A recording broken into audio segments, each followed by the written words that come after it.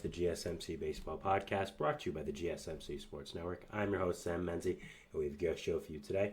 First up, we're going over is Chris Sale and his amazing comeback season for the Atlanta Braves.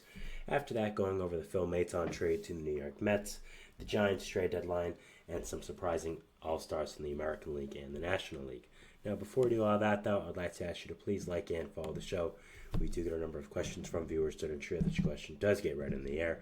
Please use the link, GSMCpodcast.net. It really does help the show, and it really does mean a lot, so thank you so much for that. And let's get into the show today. So, as I said a little times before, I am a little bit under the weather, so if I do sound a little weird, I do apologize, but just how it goes, I guess. So, yeah. Going into our first segment here, we are going to be talking about Chris Sale and his incredible comeback season for the Atlanta Braves. So, let's get into it.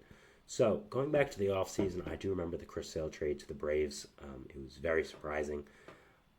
I checked my phone and I saw that he had been traded to the Braves out of nowhere. I saw the Passan tweet and I was like, wow.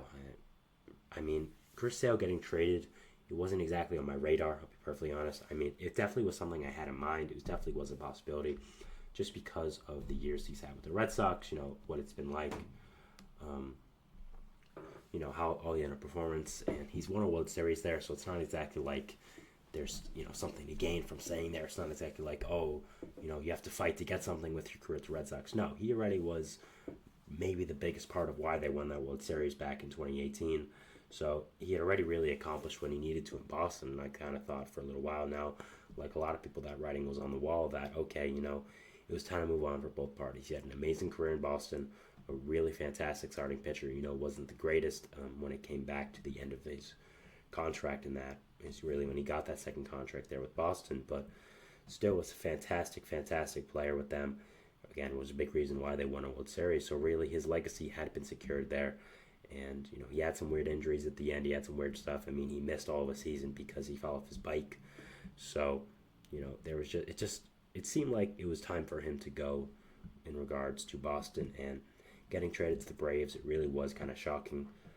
The Braves were not a team I was expecting him to go to, but it made a lot of sense. He got to go back down south, back to his home in Florida, where he is from. Obviously, Georgia and Florida, pretty close. So, obviously, that was, I would say, a big part of that as well. The Braves needed some starting pitching in the offseason as well, really, to help out with Spencer Strider.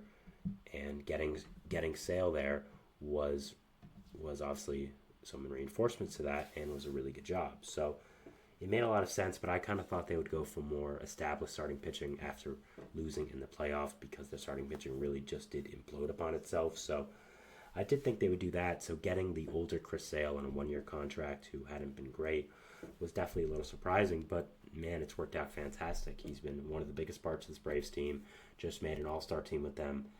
And yeah, just has been an absolutely fantastic addition to this Braves team. Again, one of the biggest reasons why they really haven't completely fallen apart after all the injuries to Spencer Strider, to Ronald Acuna Jr., all that. So yeah, it's been a fantastic job by the Braves to be able to add him, to be able to recognize that this guy, he still has talent. He can still be an impactful player to our team. And yeah, ended up still being a really good player. So I think that was something that the Braves really wanted to target about him, and they ended up doing it, and yeah, ended up getting him, and he has been a fantastic addition to this Atlanta team. So looking at his stats currently with this Braves team, and really they are night and day with the last year with the Red Sox. So first of all, this year he already has 17 starts. Last year in Boston he had 20, so already is very close to the starts he had last year. So obviously he's showing a lot more durability here in Atlanta that he had shown in Boston. And before that, in 2022 he had made 2 starts. The year before that, 9 starts. So 11 starts the 2 years before. So obviously it wasn't exactly like he was entirely durable his time with the Red Sox. And really, as I said, once he signed that second contract with them, it really did not end up being a great tenure there with him. So, but you look at this year now, he's already thrown more innings than he has in Boston last year, so that's something. And first of all, you look at the ERA, I mean, again, it's really night and day. Last year it was 4.30, this year is 2.74, and this year his expected ERA is even below 2.74, 2.64. Last year was a 3.61. His FIP is over a point and a half lower, which is incredible. He already has 3.5 pitching WAR last year at 2.1, so he's significantly over that as well. And you look at his K per 9. His K per 9 is up 1 per 9 from last year. His walk per 9 is down 1 per 9 from last year. His home runs per 9 is now even at 1, which is incredible for how home run heavy baseball is nowadays. So his BABIP is the same. His BABIP is the same as last year as well. So it's not exactly like he's getting insanely unlucky or anything. No, it's kind of just the same. His left on base percentage is at a reasonable clip at 76%. So there's a lot to like about Chris Sale right now. It seems like it's pretty sustainable. Again, I'm not sure if it's this sustainable. I'm still a little bit on the skeptical side. I do think at some point reality may be coming to crash down on Chris Sale. I think that he's still going to be a very solid pitcher for this Braves team. I mean, that's become certain at this point with how well he's done, but I just don't think that he's going to be able to keep up this kind of performance for a little while more. And I do think that at some point he is going to end up becoming, he is going to regress a little bit. I think that's just how baseball works. And, I mean, that's going to happen for a lot of people in the second half as well, whether that's positive or negative. So, I mean, it's going to happen, but I'm just not. I think at this point it's the question of how much will it be? Will it be a significant amount? Will it be to where he's still good? And so it's going to be interesting to me to see. And yeah, I'm very, very interested to, end up watching it. K per 9 again is 27.7%, which is up from last year, which is very nice. Again, his K percentage is up 4% from last year. His walk percentage is down a full percent. So absolutely fantastic. I mean, his barrel percentage is down 3% from last year, which is fantastic. He already had more hard hit balls let up last year than this year. So just everything is night and day for Chris Sale. And man, just this Braves organization, they know what they're doing. They make all these signings, these trades of people we don't think are good anymore, and they just really bring them back to their old form.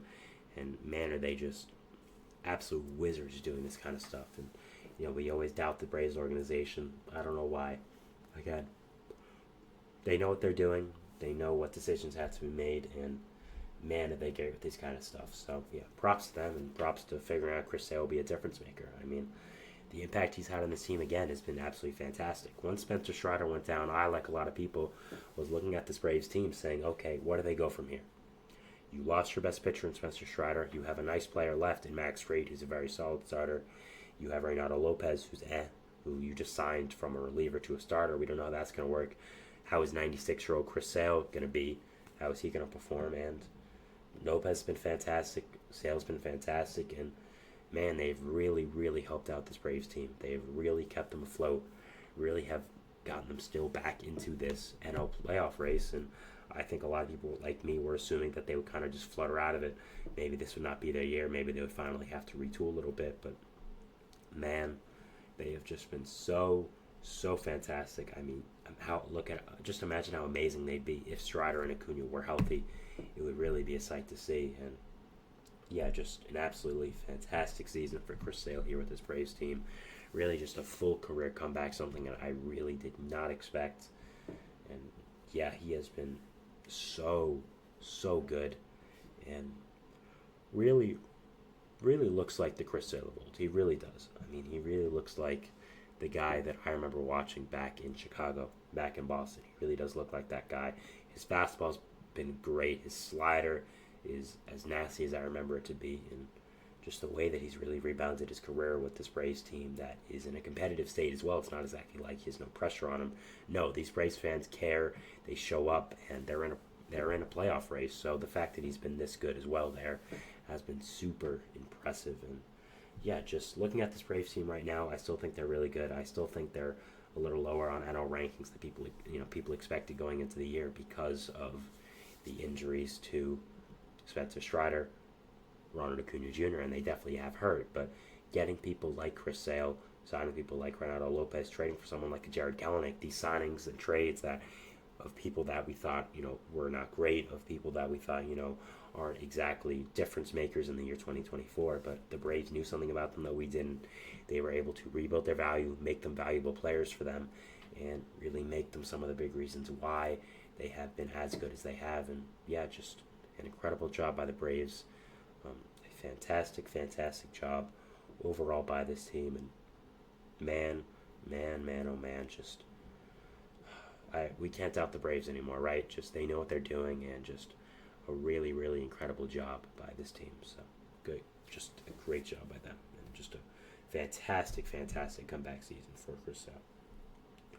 So going to our second segment now. That was the end of our first segment. We are going to be talking about Phil Maton and the trade from the Rays to the New York Mets. A little bit of surprising news yesterday, so we will be talking about that, and we'll be going over that, and we'll see you after the break. So we talk about that. So thanks and bye. There we go. Thanks. I feel like I'm losing my mind.